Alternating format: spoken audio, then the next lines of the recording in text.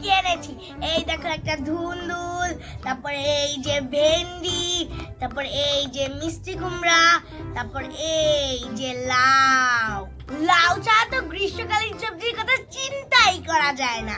লাউটা আম্মু অর্ধেক রান্না করে ফেলেছে, এর জন্য আমি একটুই নিয়ে এসেছি লাউটা। চলো তাড়াতাড়ি এখন রান্না শুরু করি।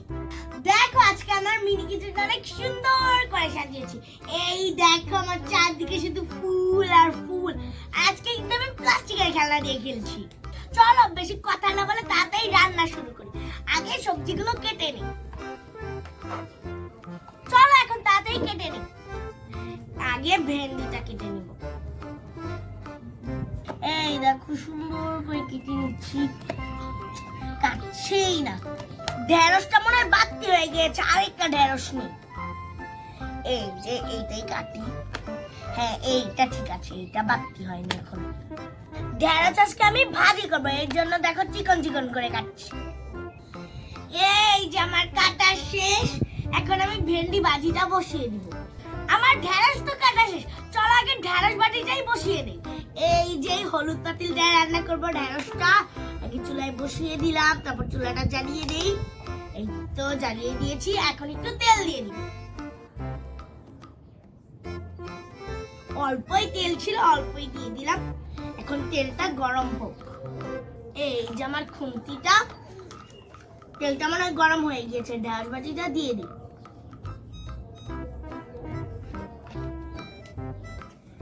এখন চলো তাড়াতাড়ি ঢেঁড়স ভাজিটাকে রান্না করে নিই। খালি একটু নুন দিতে হবে, আর কিছুই দিতে হবে না।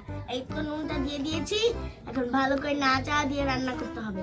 একটু ঢেকে দিই। চলো এখন আমি লাউটা কেটে নিই। তো লাউটা একটু ভেঙে নিলাম, এখন পিস পিস করে কেটে নিতে হবে। আজকে আমি লাউ দিয়ে চিংড়ি মাছের তরকারি রান্না করব, এর জন্য একটু বেশি লাউ লাগবে। লাউ দিয়ে চিংড়ি মাছের তরকারি কিন্তু অনেক মজা লাগে। লাউ কিন্তু আমার অনেক পছন্দের সবজি। তোমাদের কার কার পছন্দের সবজি লাউ? এই যে লাউটা কেটে নিলাম, এখন লাউটা বাটিতে উঠিয়ে নিই। চলো দেখি ঢেঁড়স ভাজিটা হয়েছে নাকি। এই তো আমার ঢেঁড়স ভাজিটা হয়ে গিয়েছে, আমি এখন চুলা থেকে নামিয়ে ফেলি। এই তো চলো এখন আমি লাউটা বসিয়ে দিই। লাউটা এইটাতেই রান্না করব। আজকে আমি লাউটা মাখিয়ে রান্না করব। এই দেখো চিংড়ি মাছটা দিয়ে দিলাম, এখন শুধু ভালো করে নাড়া দিতে হবে। এই দেখো আমি ভালো করে মাখিয়ে নিয়েছি, এখন গ্যাসের চুলাটা জ্বালিয়ে দিই। এই তো হয়ে গিয়েছে, এখন একটু ঢেকে দিই। এখন চলো আমি অন্য সবজিটা কেটে নিই। এখন আমি কাটবো মিষ্টি কুমড়া। এই যে মিষ্টি কুমড়া আমি আজকে ভাজি করব। আমি কিন্তু সবজি খেতে অনেক পছন্দ করি, তোমরাও কিন্তু সবজি খেও, সবজি কিন্তু শরীরের জন্য অনেক উপকার। এই যে তাড়াতাড়ি কেটে নিচ্ছি মিষ্টি কুমড়াটা। দেখো কুট কুট করে কেটে নিচ্ছি। জানো তোমরা মিষ্টি কুমড়া খোসা কিন্তু অনেক শক্ত হয়।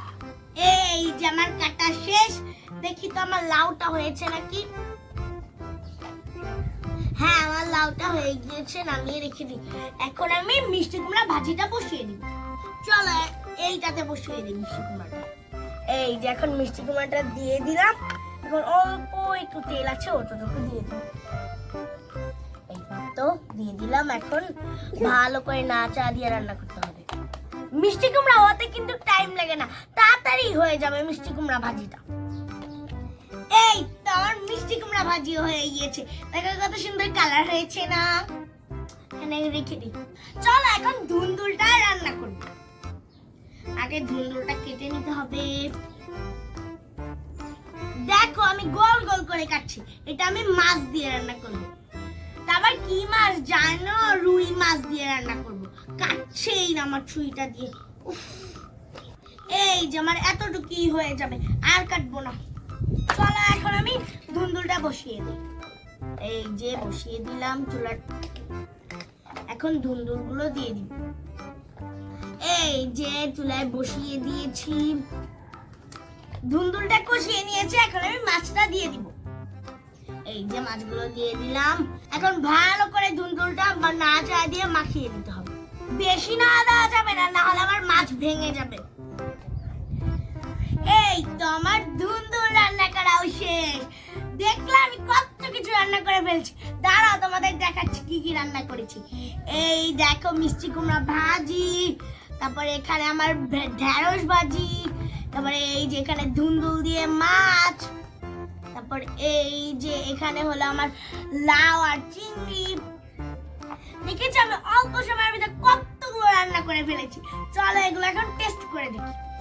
প্রথমে আমি মিষ্টি কুমড়া ভাজিটা খেয়ে দেখি। মজা হয়েছে, কিন্তু মিষ্টি কুমড়াটা অনেক মিষ্টি। আমি চিনি দেই নাই, তাও অনেক মিষ্টি হয়েছে। চলো এখন ঢ্যাঁড়স ভাজিটা খেয়ে দেখি।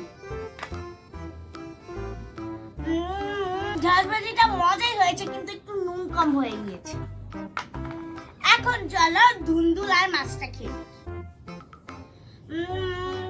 ধুন্দুলটাই মজা হয়েছে, কিন্তু ধুন্দুলটা আরেকটু সেদ্ধ হতো।